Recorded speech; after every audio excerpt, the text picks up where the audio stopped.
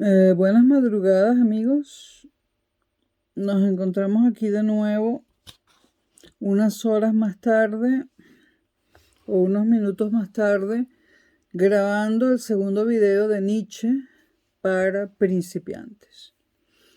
Creo que van a ser 4 en total.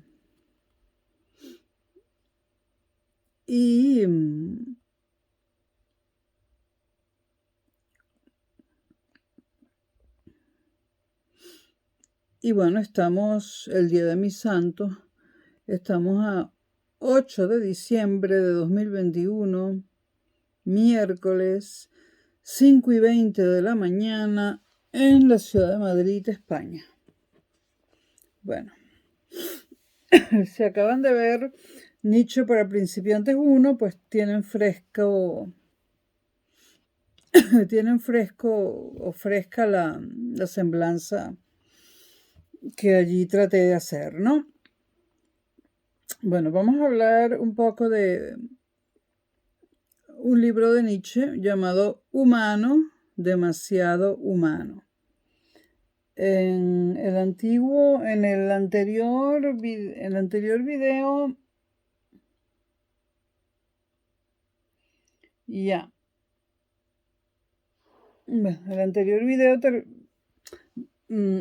video terminaba con la crítica que hace Nietzsche a Sócrates y Platón, pero quería ver si ya había entrado en esto. Bueno, en Humano, demasiado humano, Nietzsche ya no se centra en el arte, sino en la ciencia. Concibe la ciencia al modo ilustrado, con la intención de desarrollar una antropología crítica, con la que destruir los pilares que fundamentan la metafísica, la moral y la religión. Esto va de crear y desarrollar una antropología crítica para destruir lo que desde antes venimos diciendo que quiere destruir. La metafísica, los pilares que fundamentan la metafísica, la moral y la religión. Crítica a la ciencia.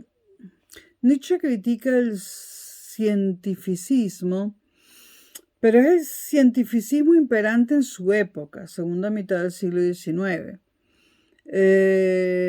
Sostenido, entre otros, por la corriente positivista, que estaba muy de moda en esa época.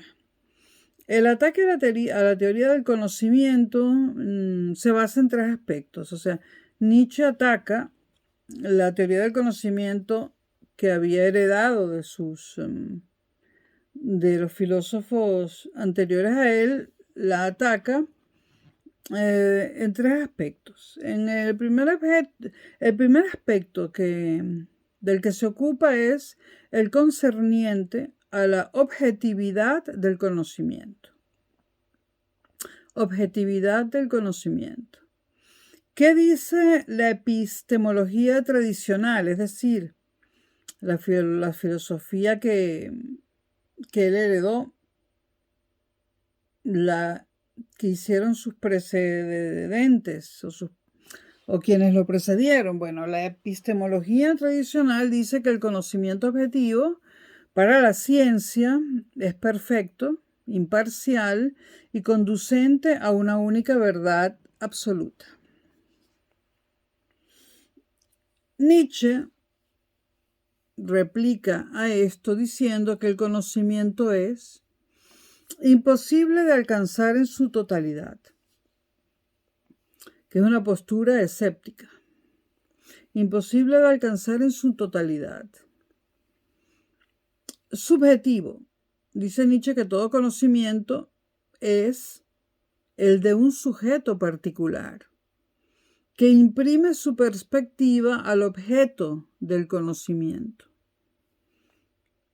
Y dice que es relativo, que no existe una única verdad absoluta. Sobre todo esto que dice Nietzsche se podría hablar muchísimo, ¿no? Dice es imposible, el conocimiento, dice Nietzsche, es imposible de alcanzar en su totalidad. Podría ser cierto.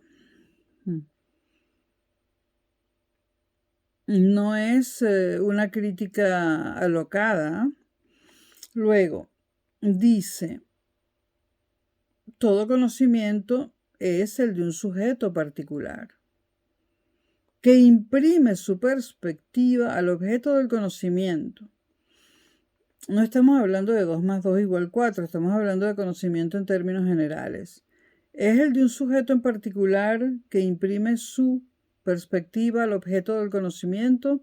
Vamos a suponer que el conocimiento es el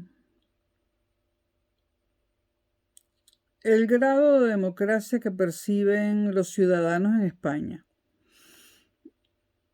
y que no estamos haciendo encuestas. Bueno, por supuesto, toda persona lo percibirá de una forma distinta, ¿no? El objeto del conocimiento es el mismo. El objeto del conocimiento es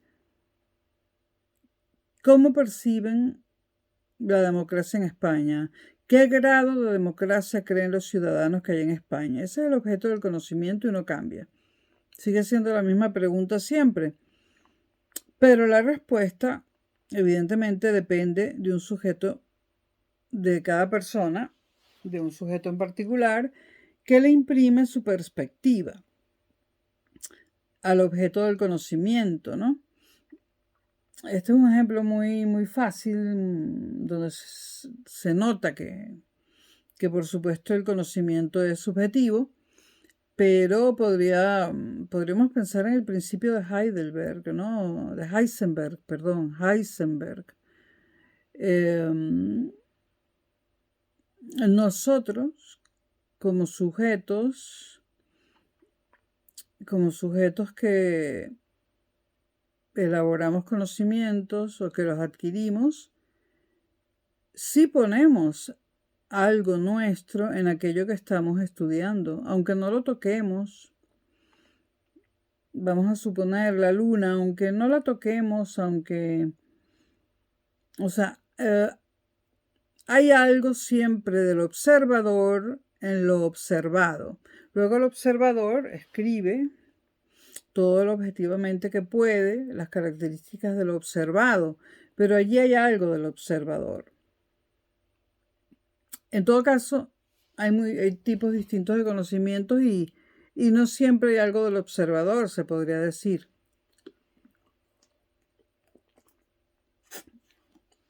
Si nos referimos, por ejemplo, a ciertas áreas de las matemáticas, podríamos decir que es objetivo. Bueno, repito este primer aspecto en el que Nietzsche ataca a la corriente positivista. Es acerca de la objetividad del conocimiento. La epistemología tradicional, es decir, todo lo anterior a Nietzsche, dice que el conocimiento objetivo para la ciencia es perfecto, imparcial y conducente a una verdad absoluta. Nietzsche dice que el conocimiento es imposible de alcanzar en su totalidad, lo cual es una postura escéptica. Dice que es subjetivo, que todo conocimiento es el de un sujeto particular que imprime su perspectiva al objeto del conocimiento. Y en tercer lugar dice que es relativo, que no existe una única verdad absoluta. En física, por ejemplo,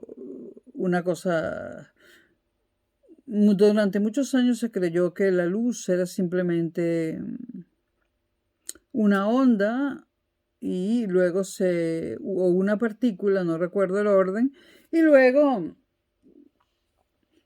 se pudo interpretar también la luz como una onda. La luz, onda o partícula. Ese fue uno de los temas que más me emocionó en física en bachillerato. Por eso lo recuerdo. Creo que nunca más lo vi, pero era uno de los temas que me impulsaba a ser científico. Bueno. ¿Cuál es el segundo aspecto en el que Nietzsche ataca la teoría del conocimiento de su época? Sobre todo la teoría positivista, es aquel aspecto que trata de la objetividad de las leyes naturales, de la razón y de la lógica. ¿Cuál es la posición o la postura de la epistemología tradicional? La epistemología tradicional dice que existe una regularidad en la naturaleza. Dice que existe una identificación entre las leyes y los principios del mundo. Y dice que así, debido a esa identificación entre las leyes y los principios del mundo, podemos predecir fenómenos. También dice la epistemología tradicional en ese aspecto que el mundo es cuantificable. ¿Qué responde Nietzsche? Nietzsche dice que no existe una regularidad en la naturaleza, que el mundo es contradictorio, que las leyes son invención humana, se elaboran con el fin de dar estabilidad o seguridad ante un mundo irracional y en constante cambio. Ok. ¿Cuál es el tercer aspecto que Nietzsche ataca en la teoría del conocimiento que llega a su época? Es el aspecto de la validez del ejercicio de la razón. ¿Qué dice la epistemología tradicional? Dice que la razón es el instrumento más adecuado para conocer la realidad. ¿Qué dice Nietzsche? Nietzsche dice que la razón es solo una dimensión más del ser humano, que existen otras dimensiones, como el sentimiento o la imaginación, que son válidas para acceder al conocimiento del mundo. Entonces, estas son las tres críticas que Nietzsche le hace al cientificismo de su época, valga decir, a la teoría de conocimiento de su época, que era representada sobre todo por esa corriente llamada positivista o positivismo.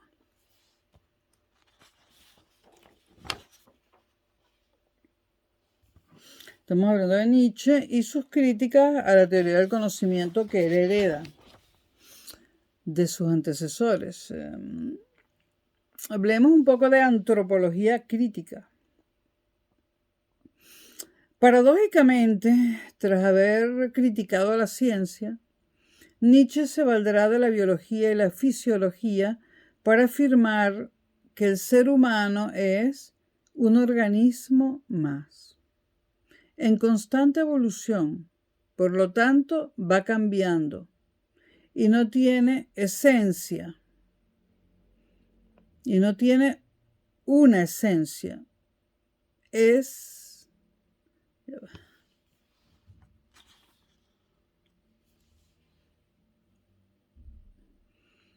Perdón que no vi lo que puse aquí. La luz me está molestando. Bueno, Nietzsche dice, después de haber criticado a la ciencia y basándose en la biología, la fisiología, etc., afirma que el ser humano es un organismo más, en constante evolución y por tanto va cambiando y no tiene una esencia. No es inmutable, tal y como sostiene la metafísica platónica. Cuando Nietzsche habla del ser humano, lo define, y estas son palabras de Nietzsche, las que voy a decir a continuación, lo define como el ser humano como un ser natural, en constante evolución, un conglomerado de energías. La persona seguía tratando de satisfacer sus instintos más primitivos, supervivencia, placer, etc. Esa es la definición de Nietzsche de ser natural. Es cierto, como dice Nietzsche, que el ser humano evoluciona, digamos, físicamente, biológicamente, ¿no? Que está en constante evolución. Evidentemente, siempre está creciendo hasta que crece tanto que se muere, ¿no? Evidentemente va cambiando y también cambia su forma de pensar, ¿no? Pero que no tenga una esencia universal, común, no estoy tan segura. Para Nietzsche no la tiene.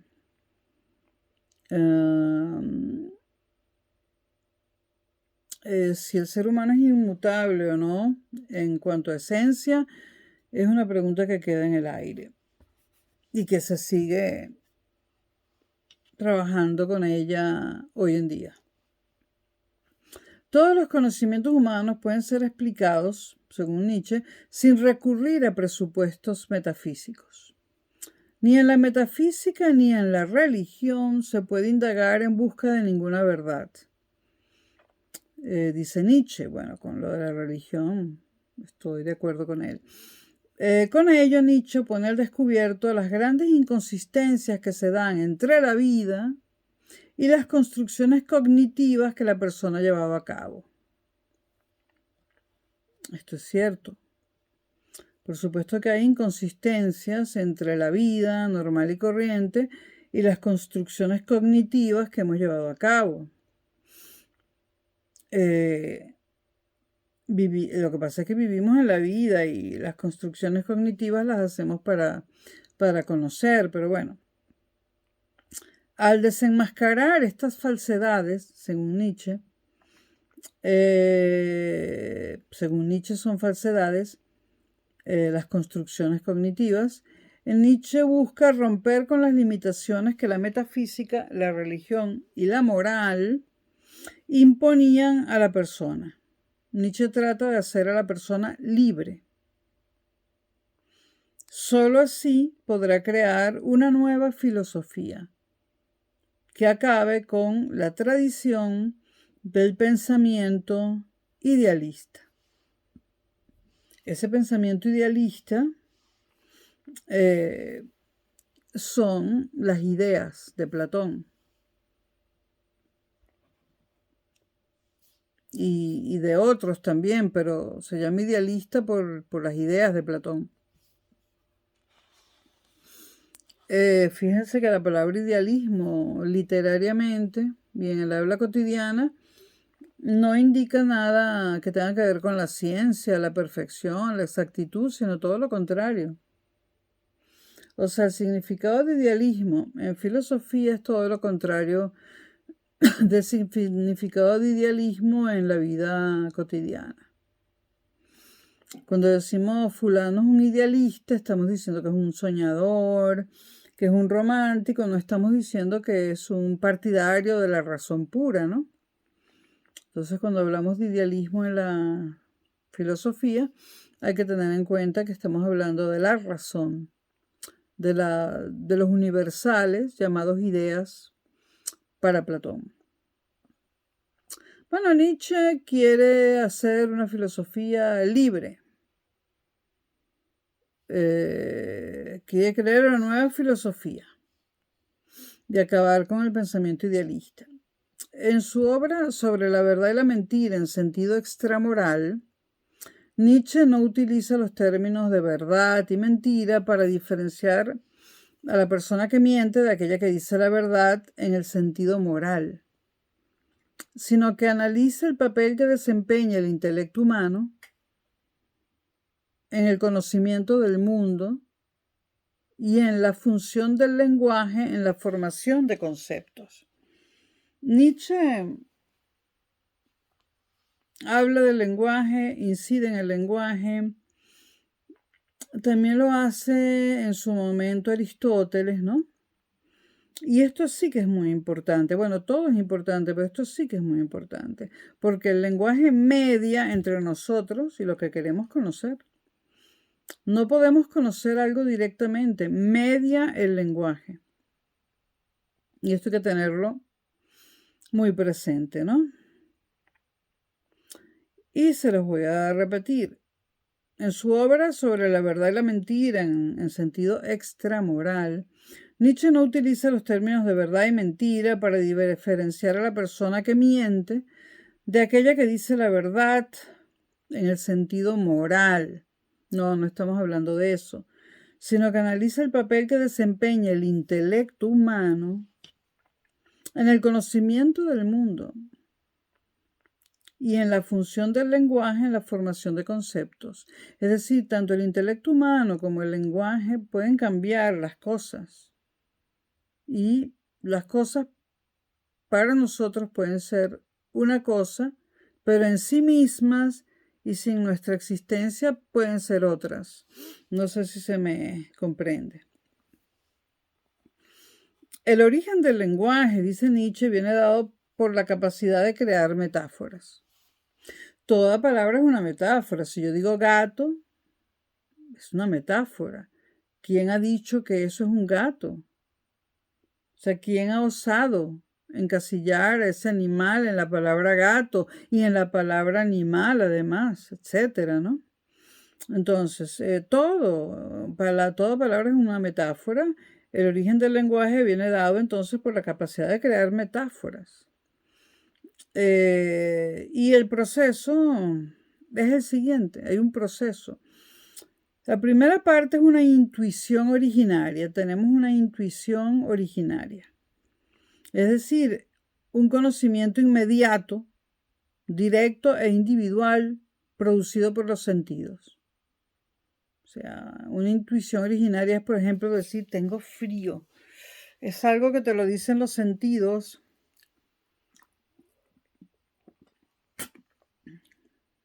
Es algo que no tienes que ir a conocer, que no tienes que emplear métodos para conocerlo. Los sentidos te están diciendo que hace frío. Entonces, todo parte de una intuición originaria. Es decir, el conocimiento inmediato, directo e individual,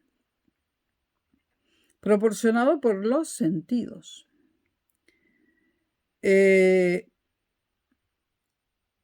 Entonces, esa intuición originaria, cuando decimos tengo frío, la colocamos en palabras, ¿no? Y esa intuición originaria queda oculta tras una palabra o varias que pretende ser su imagen. Estamos pues ante un primer falseamiento. Cuando yo reconozco que ese animal es un gato, porque he visto muchos, y aunque sea totalmente diferente a otros que he visto, sé que es un gato, es una intuición original. Yo digo, hay un gato. Pero ya la palabra gato está usurpando lo que en realidad es el gato. Es decir, esa intuición originaria, que es esa cosa, para no llamarla animal, lo ideal sería no usar palabras, ¿no? Esa intuición originaria, cuando digo gato, la oculto tras una palabra. Si alguien nunca ha visto un gato, no va a entenderme con la palabra gato. Por lo tanto, esa intuición originaria, cuando yo veo al gato, es decir, el conocimiento inmediato, directo e individual, proporcionado por los sentidos, que me hace ver al gato a la vista, esa intuición originaria queda oculta tras una palabra, en este ejemplo, gato, que pretende ser su imagen. Estamos pues ante un primer falseamiento, y esto es totalmente cierto. Segundo proceso en el origen del lenguaje, la palabra. La palabra, esa metáfora convencionalmente aceptada, porque es una convención, se transforma en concepto en cuanto debe servir como instrumento de comunicación entre los humanos. Pero estos se forman por equiparación de casos no iguales. Es decir, los conceptos se forman, repito, por equiparación de casos no iguales. Yo veo 5 gatos, uno es un siamés, uno es enorme y parece una bola, el otro es negrito y el otro es atigrado. A todos los llamo gatos, todos son gatos, pero como dice Nietzsche, y el gato ya es una palabra que se ha convertido en concepto, pero ese concepto está formado por equiparación de casos no iguales, porque no hay un gato igual a otro, pero el concepto es uno solo. Entonces, es decir, cuando una palabra no sirve para la experiencia singular y no sirve para la experiencia singular. Yo no puedo, tengo 10 gatos y no puedo decirle a uno, gato, gato, ven, porque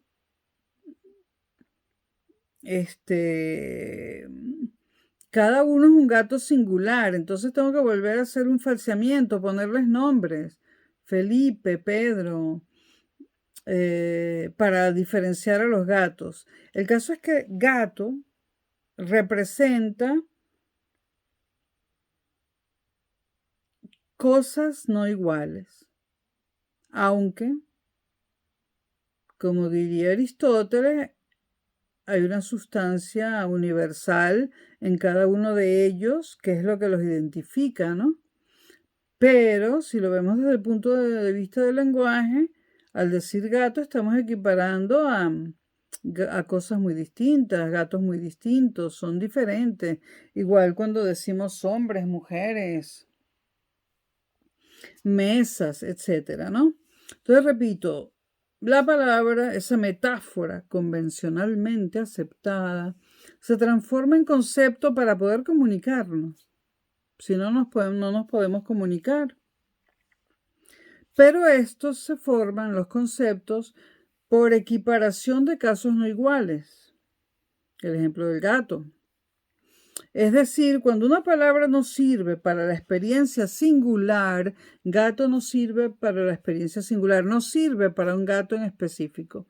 Cuando una palabra no sirve para la experiencia singular, sino que debe ajustarse a múltiples experiencias que no sean idénticas entre sí.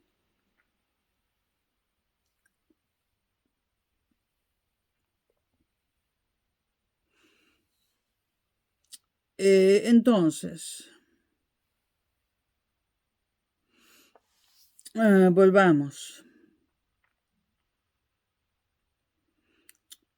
La palabra, que es metáfora, se transforma en concepto. ¿Para qué? Para que podamos entendernos entre nosotros. El ejemplo, gato. Pero cuando decimos gato no estamos nombrando cosas idénticas entre sí. Estamos equiparando casos no iguales. Entonces, cuando una palabra no sirve para la experiencia singular, sino que debe ajustarse a múltiples experiencias que no sean distintas entre sí. Entonces, muchas veces, o casi siempre, el concepto abarca no cosas idénticas, sino diferentes, ¿no? Aunque la gente tiende a decir, chico, un gato es un gato. Quizás si nos referimos a una mesa, ustedes piensen, bueno, pero la mesa es 104 del diseñador Hakuko. Todas esas son iguales. No, ustedes saben que no son iguales. No se pueden construir dos mesas iguales. Serán iguales a nuestra... las veremos iguales, pero microscópicamente no son iguales. Bueno, a su vez, el abandono de las diferencias individuales es arbitrario. Y en él está aquello que nosotros decidimos que exprese, de ahí su carácter antropomórfico. Es decir, Nietzsche dice que el abandono de las diferencias individuales, por ejemplo, tengo dos gatos, un gato atigrado y un gato negro. Los llamo gato. ¿Y qué estoy abandonando? Pues el atigramiento de uno y el color negro del otro. Eso, dice Nietzsche, el abandono de esas diferencias entre esos dos gatos es arbitrario. Y en el concepto, está lo que nosotros decidimos que exprese, de ahí su carácter antropomórfico. Bueno, esto necesita una explicación. Los conceptos generalmente, estoy hablando hoy, 8 de diciembre de 2021, los conceptos generalmente tratamos de que indiquen la esencia de la cosa, ¿no? Por ejemplo, móvil, esto es un teléfono móvil, un celular, ¿no? Cuando yo digo móvil celular, estoy apelando a la esencia. Bueno, alguien me puede decir, bueno, eso es un ordenador en miniatura. También, bueno. Control remoto, mando a distancia.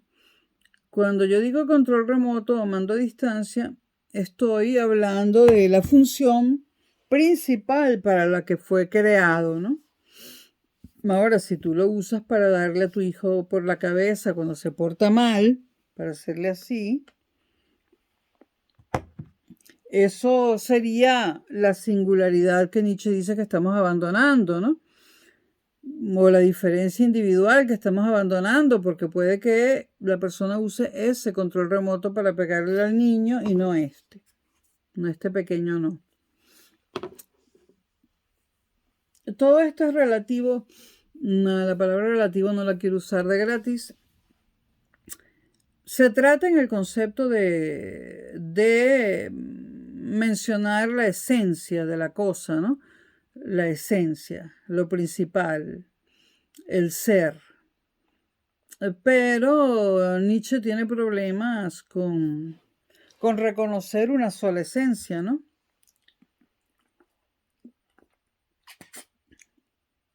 Entonces, sigamos adelante, pero repitamos de nuevo esto, porque es complicado, pero es importante. La palabra, esa metáfora convencionalmente aceptada, se transforma en concepto. ¿Para qué? Cuando debe servir como instrumento de comunicación entre los humanos. Punto, eso está claro, ¿no? Pero estos, los conceptos, se forman por equiparación de casos no iguales. Piensen en los gatos todos diferentes. Y que a todos los llamamos gatos. Es decir, cuando una palabra no sirve para la experiencia singular, sino que debe ajustarse a múltiples experiencias. Lo que nos está diciendo Nietzsche es que el concepto se ajusta a múltiples experiencias y no a una sola. Y esas múltiples experiencias, dice Nietzsche, no son idénticas entre sí. O sea, un gato no es idéntico al otro. A su vez, dice Nietzsche, el abandono de las diferencias es arbitrario y en él está aquello que nosotros decidimos que exprese. De ahí su carácter antropomórfico. Estoy buscando un concepto que exprese arbitrariamente lo que yo quiero. Yo soy una persona, por lo tanto tendría carácter antropomórfico. Bueno, vamos a suponer que yo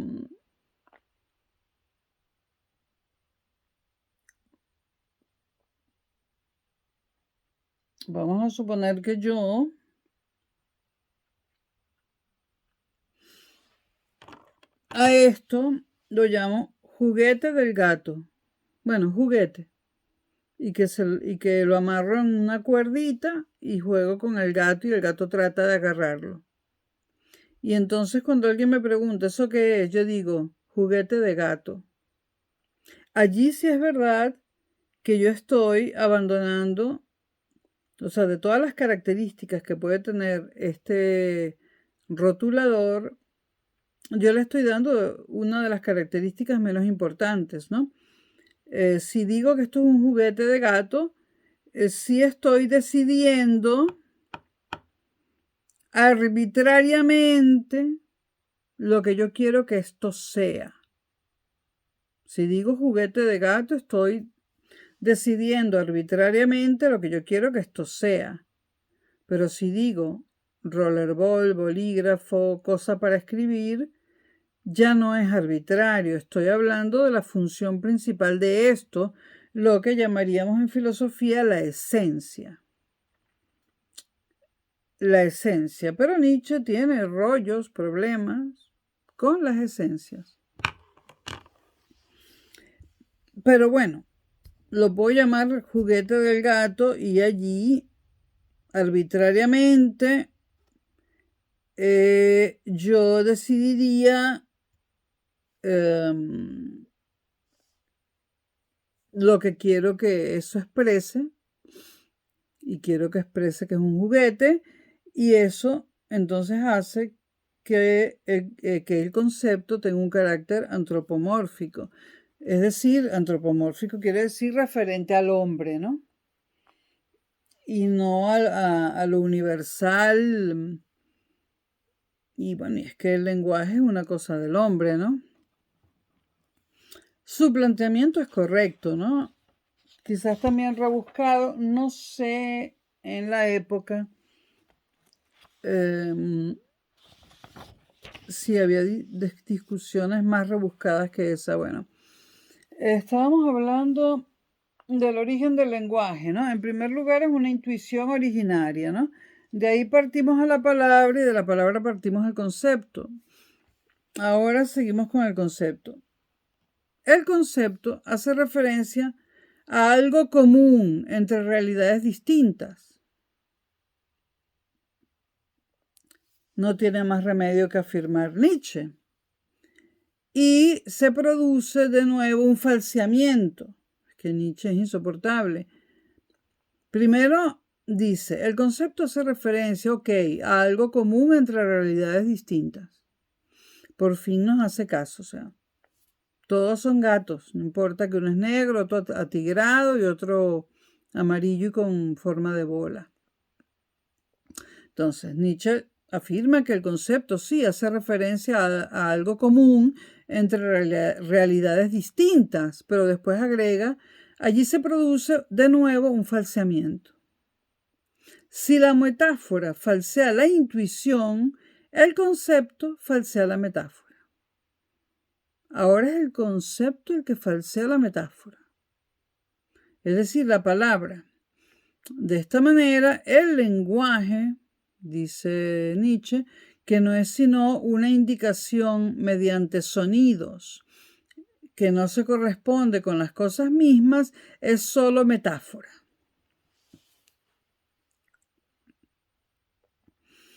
Por lo tanto, se miente, puesto que se acepta públicamente el hecho de indicar las cosas mediante metáforas.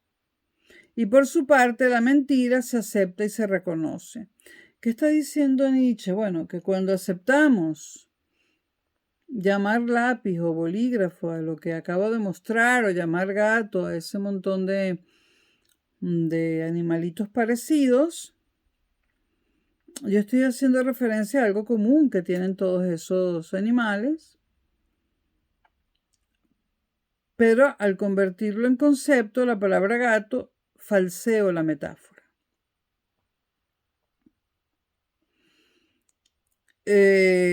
Porque el lenguaje no es sino una indicación mediante sonidos que se corresponde con las cosas mismas. Al convertirlo el lenguaje en sonido, hay una nueva falsificación. De esto se han ocupado muchísimos filósofos posteriores a Nietzsche, por ejemplo, Sartre, Wittgenstein, por supuesto, y muchísimos más. Bueno, aquí están todas las críticas de Nietzsche a la forma como se origina el lenguaje. Lo importante de todo esto en filosofía es entender que nosotros no conocemos las cosas de forma inmediata. ¿Qué es forma inmediata? Es tocar a algo directamente. Nosotros no conocemos las cosas de forma inmediata, siempre media algo. Hay gente que dice, bueno, a él lo conozco porque es que me he acostado con él miles de veces. Llevo 20 años acostándome con él y lo conozco. Pero es que hay algo que media la piel. No eres él. No estás dentro de él, no eres su esencia. Y para decirlo rudamente, no lo conoces. Porque hay algo que media. No solamente media la piel, media la excitación. Y la excitación trastorna la razón, ¿no? Y entonces en la emoción de la excitación y de todo aquello, tú lo ves como realmente no es.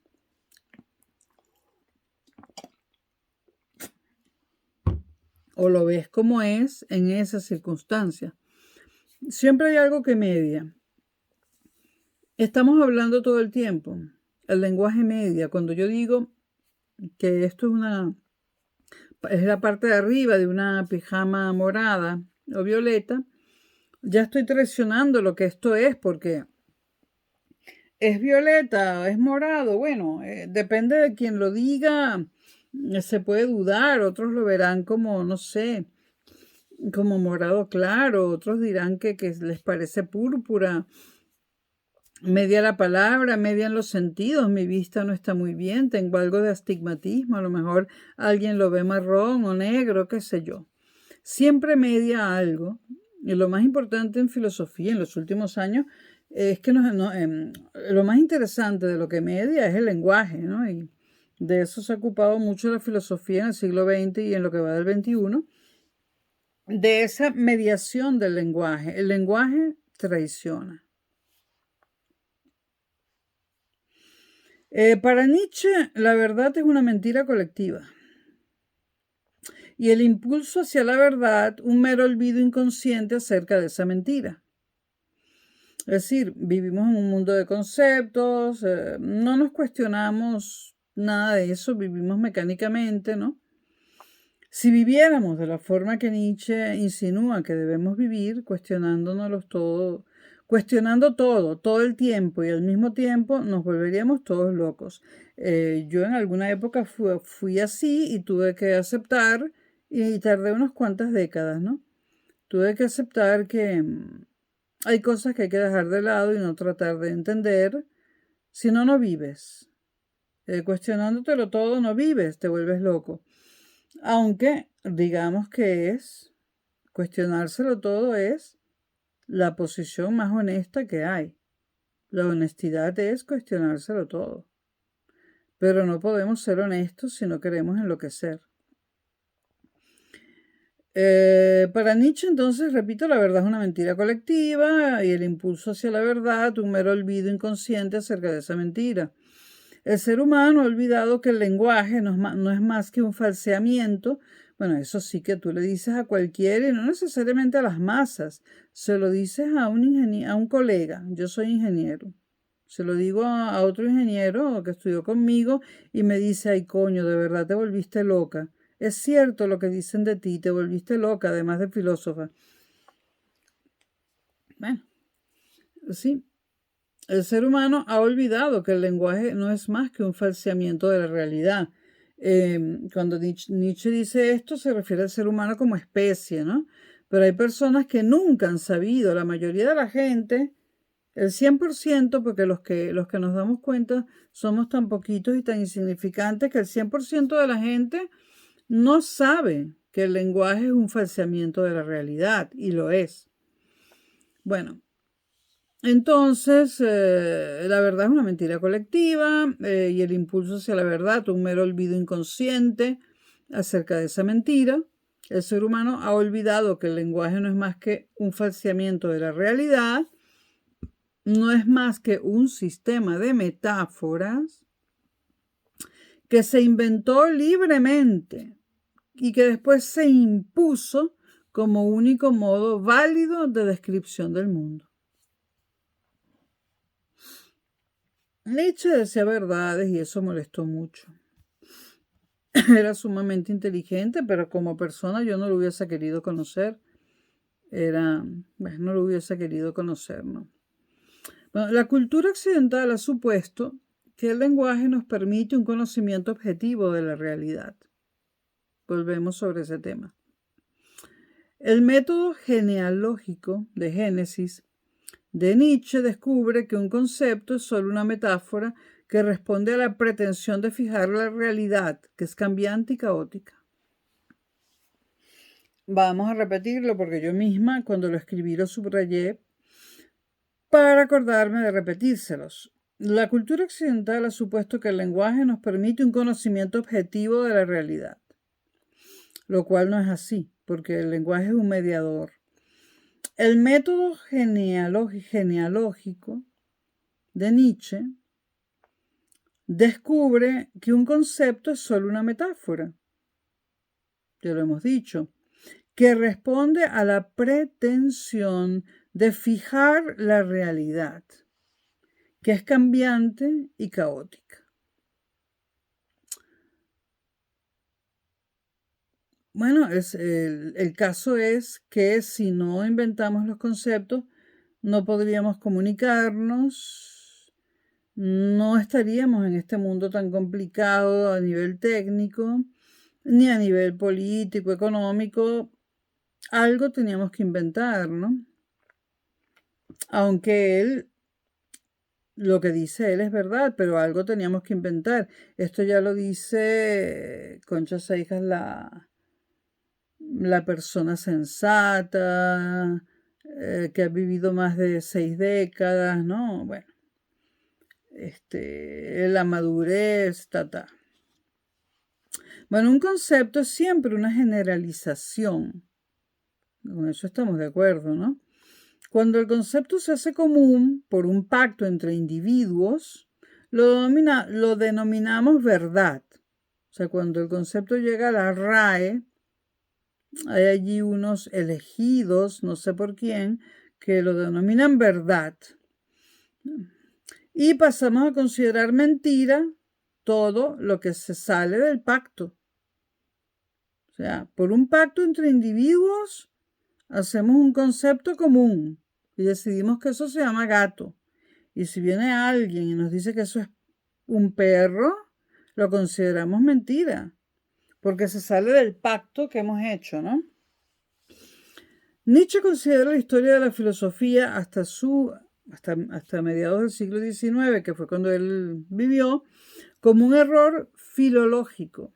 No estoy diciendo filosófico, filológico, de literatura, filología.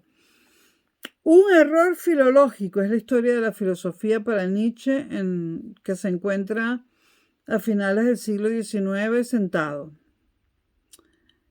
Y es un error filológico porque confunde lenguaje con realidad.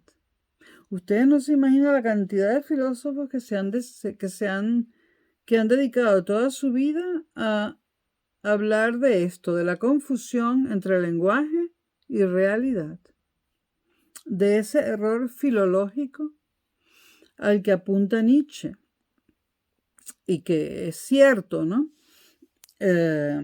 Nietzsche es importante por muchas cosas, no solo por el superhombre y porque, bueno, porque lo han querido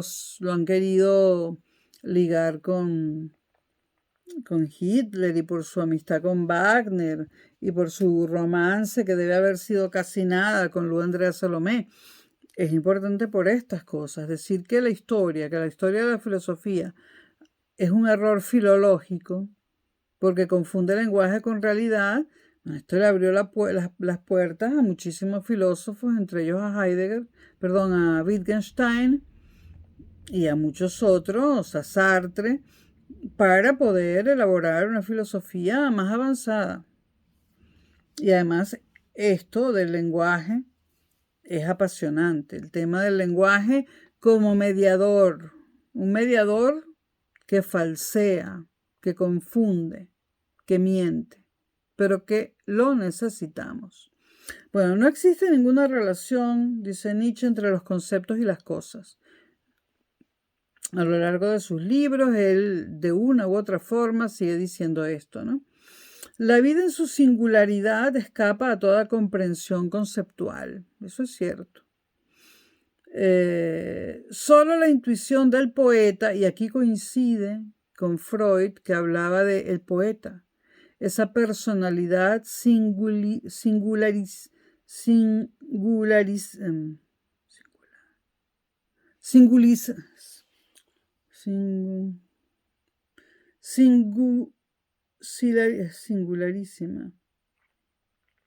Bueno, Freud hablaba del poeta como una realidad, como una personalidad muy singularísima. Freud habla del poeta como una personalidad singularísima. Y bueno, se nota que se conocieron y que hablaron, ¿no? Por cierto, Freud fue analista de Nietzsche, trató de curarlo, pero no fue posible, ¿no? Entonces, Freud habla del poeta esa personalidad singularísima. Se refiere al poeta como una personalidad singular. Y bueno, le atribuye, por supuesto, el poeta escribe como síntoma de una enfermedad psíquica, o mejor dicho, de una enfermedad psíquica que se llama lucidez. Lo que pasa es que como la mayoría están enfermos, dicen que los lúcidos somos los enfermos, ¿no? Pero no.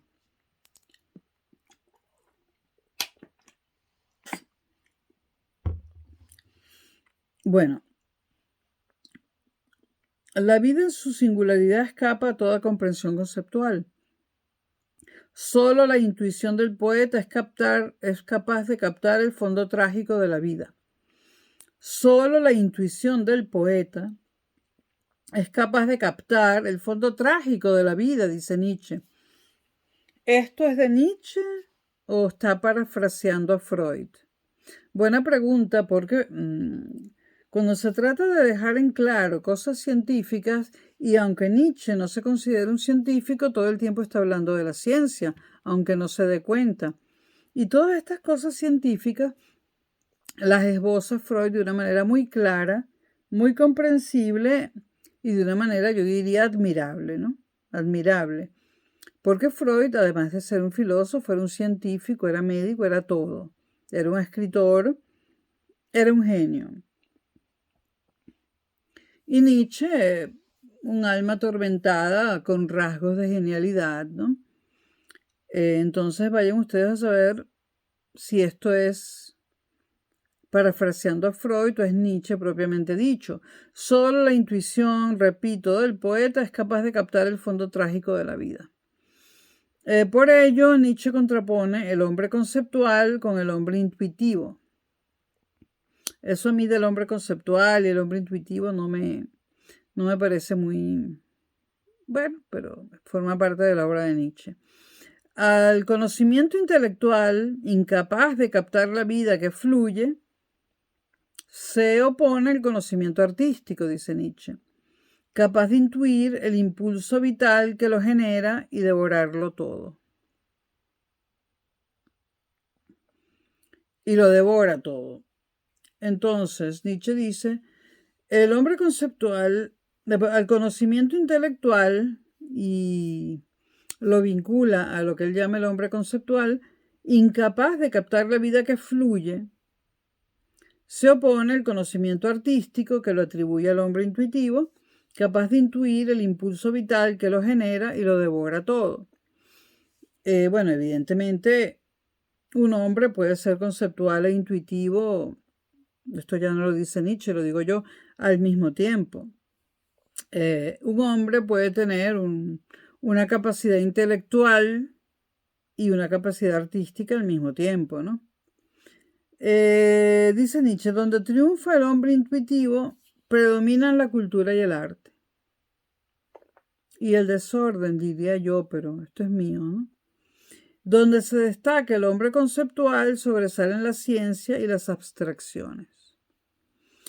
Por tanto, el hombre intuitivo, que se vale de la intuición y del arte, capta la vida mucho mejor que el filósofo y el científico.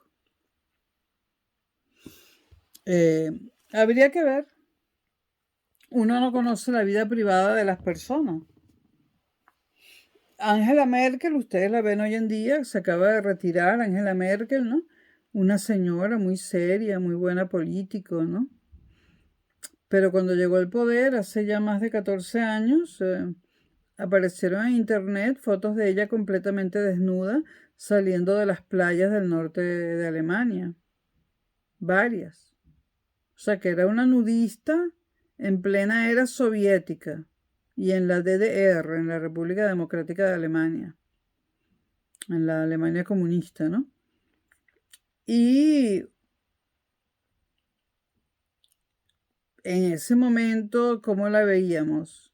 Como una artista, si lo hubiésemos conocido a los 20 años, o como una mujer conceptual. A veces hay reduccionismo en Nietzsche.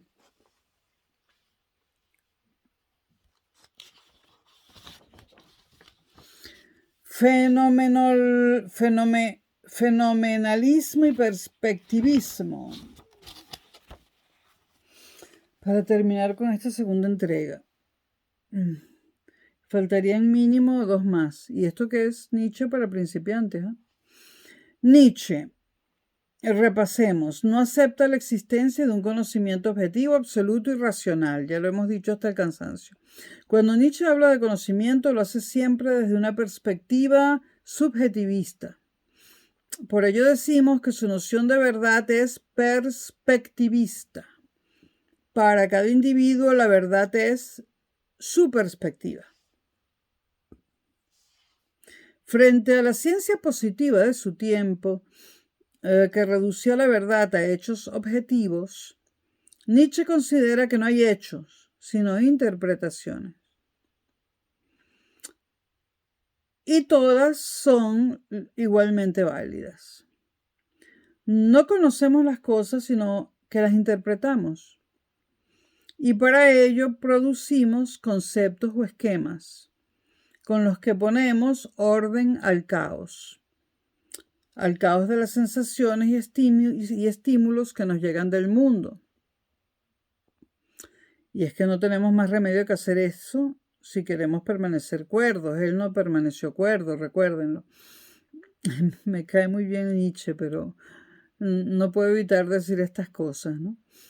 No tenía que trabajar y nunca trabajó y entonces, bueno, quizás eso fue una desventaja.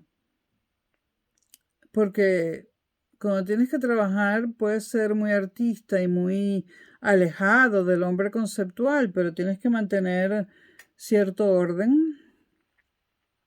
y ciertos esquemas si quieres seguir pagando el alquiler.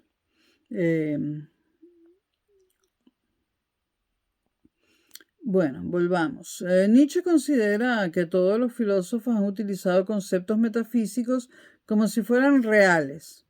El ser, no me toques el ser. El yo de Descartes, la cosa en sí de Kant. Todos estos conceptos proceden de la minusvaloración de los sentidos y de la sobrevaloración de la razón. ¿Qué es el fenomenalismo? El fenomenalismo o la fenomenología, la fenomenología, que me gusta más, se usa más en América Latina, en España se usa fenomenalismo. Bueno, ¿qué es? Bueno, el fenomenalismo declara que el fenómeno es todo lo que hay y que en este mundo y que este mundo que se nos aparece es real y no el ideal que prometieron la filosofía o la religión, que remiten a un mundo que está siempre más allá de los sentidos. Es decir, el fenomenalismo o la fenomenología declara que el fenómeno es todo lo que hay, no hay nada más. Y que este mundo que nos aparece es real y no el ideal que prometen la filosofía o la religión, que remiten a un mundo que está siempre más allá de los sentidos.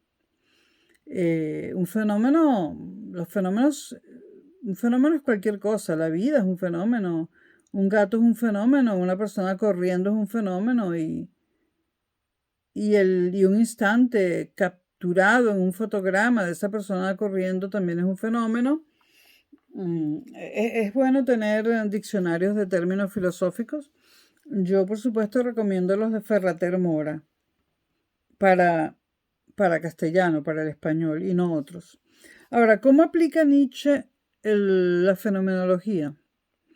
Él afirma que de la realidad solo captamos el fenómeno, lo que se nos muestra a los sentidos y que es mera apariencia. Él dice que el fenómeno, él está de acuerdo que existe, ¿no? Pero él dice que es mera apariencia. Como la realidad está configurada por el lenguaje, entonces no podemos distinguir entre lo que se nos muestra o aparece y los prejuicios que están inscritos en el mismo lenguaje que utilizamos para designarlo.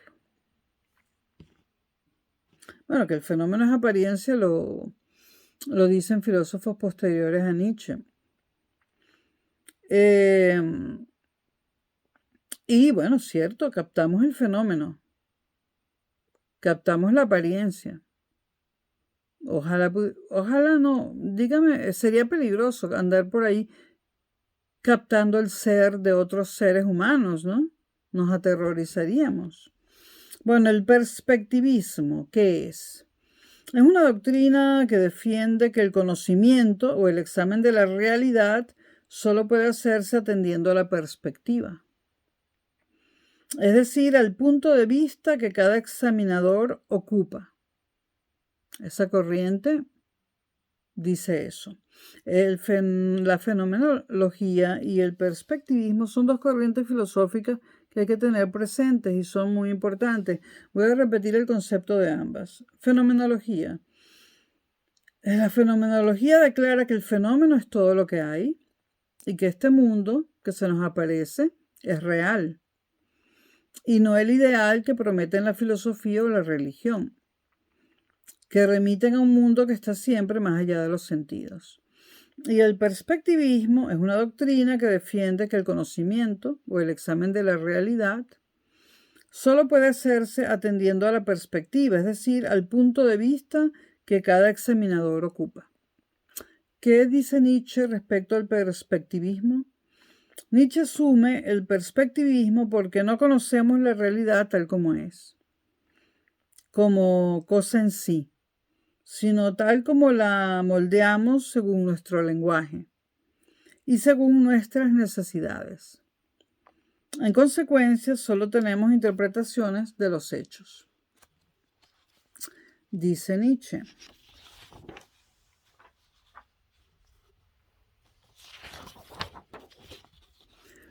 Existen tantas percepciones de la realidad como sujetos cognoscentes.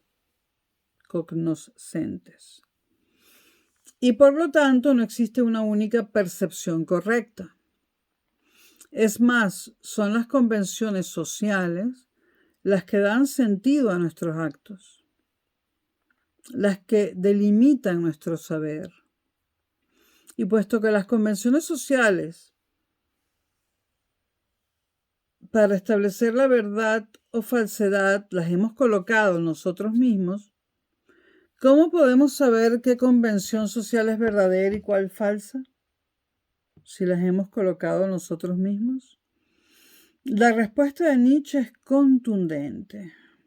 Más allá de la convención no podemos saber nada. La única verdad es la perspectiva. Podríamos decir que la única verdad, esto lo digo yo, es la de cada uno de nosotros. Y este es el segundo video de Nietzsche para principiantes. Y yo estoy bastante cansada como para hacer un guión del tercero y el cuarto. Además que ahora viene lo que a ustedes les interesa, que es el superhombre. Siempre lo mismo.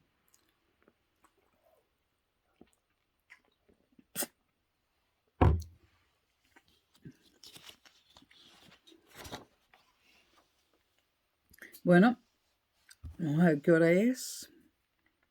6:22 de la mañana, miércoles 8 de diciembre de 2012. Mi santo, aquí en las coordenadas de Madrid, 6:22.